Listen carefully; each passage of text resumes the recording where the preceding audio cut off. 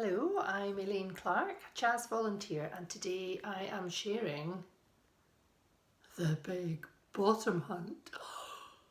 The Big Bottom Hunt was written by Lari Don. Lari Don is an Edinburgh author, and I hope you'll enjoy this one.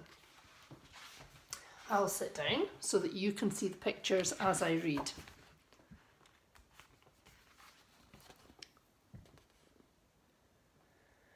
On the day of the Big Bottom Hunt, Sandy and Ella went beachcombing. They took a bucket, a net, and a magnifying glass. They walked along the shoreline looking for treasures and toys washed up by the sea. I'm sure you enjoy doing that too. Last week they found a burst football, one welly, and a crab's pincer. The week before, they found an orange hard hat, 3 spiral shells, and a stripy stone. On the day of the big beach hunt, Sandy saw something glitter by the jaggy rocks. They ran up to have a look.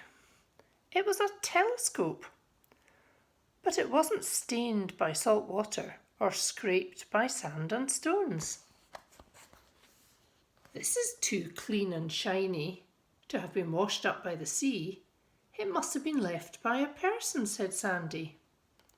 We can't take it home. We'd better find its owner. How do we know who to give it back to? Asked Ella.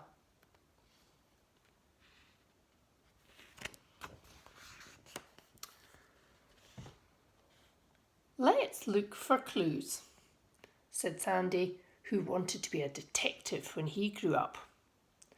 Beside the telescope, they found some footprints and an odd shape in the sand. The footprints were blurry, and Sandy thought most of them were Ella's. But the odd shape was... I wonder what the odd shape is. A bottom print!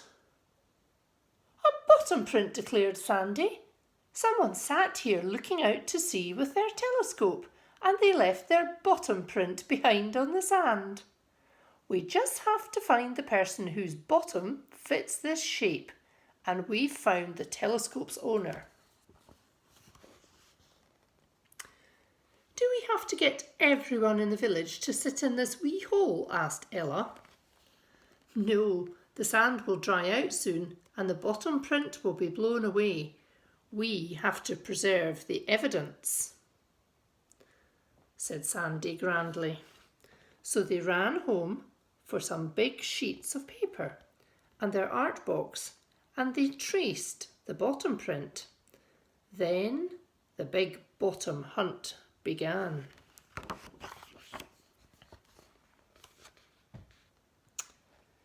Is this your bottom? They asked Miss Forsyth. My bottom? How dare you inquire about my bottom? You children may have bottoms, but I am a Forsyth. And we never have bottoms. We have posteriors, or sit-pons, or rear ends. She slammed the door. Sorry, Miss Forsyth, they said, running off giggling.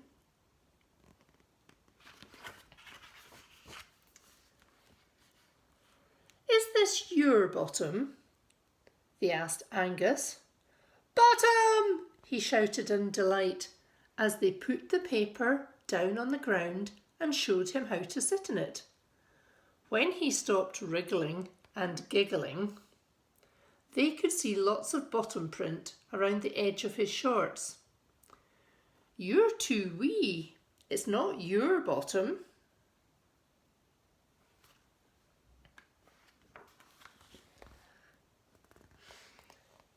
Is this your bottom? They asked Captain Christie.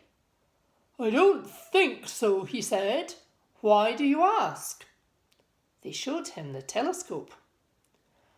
A spyglass, he exclaimed. A very fine one too.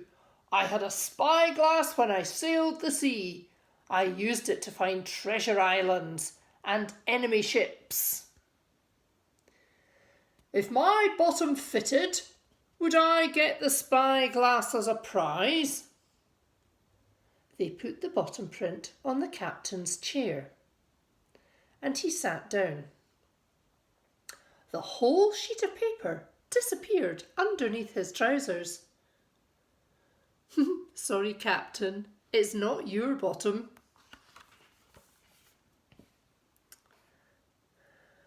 We're looking for a bottom bigger than Angus's bottom, said Ella, and smaller than Captain Christie's bottom. They asked everyone they knew, is this your bottom? But it wasn't anybody's bottom. It couldn't be Baby Ben, because his nappy made one big splodge in the sand. It couldn't be Mr. Balfour, because the folds in his kilt would make his bottom print stripy. It couldn't be Sandy and Ella's mum, because she never got a chance to sit down. By tea time, they had asked everybody in the village about their bottom. Everyone except the visitors in the holiday home by the end of the burn.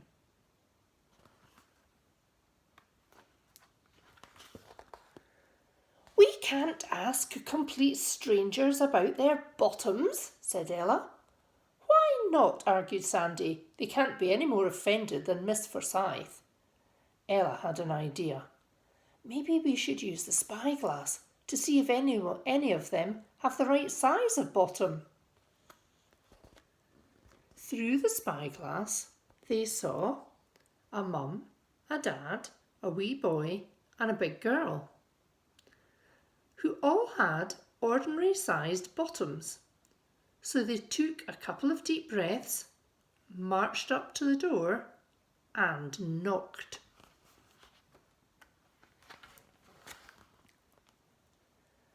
The wee boy answered. Is this your bottom? They asked. No, he said, I still have mine. He waggled his bottom at them and closed the door.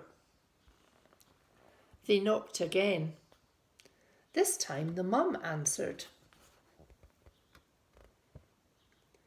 Excuse us, but is this your bottom? Why do you want to know? We found a telescope on the beach beside this bottom print. If we can find the person whose bottom fits, we can give them back their telescope.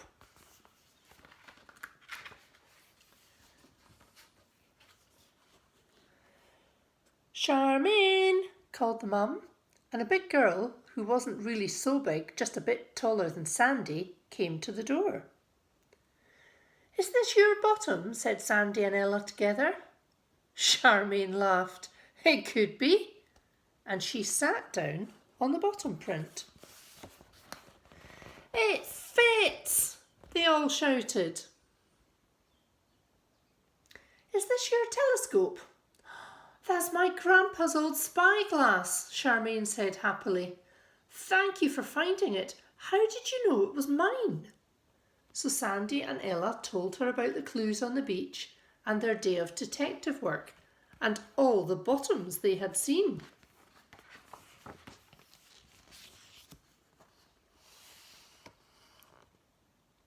Can you remember whose bottom was whose?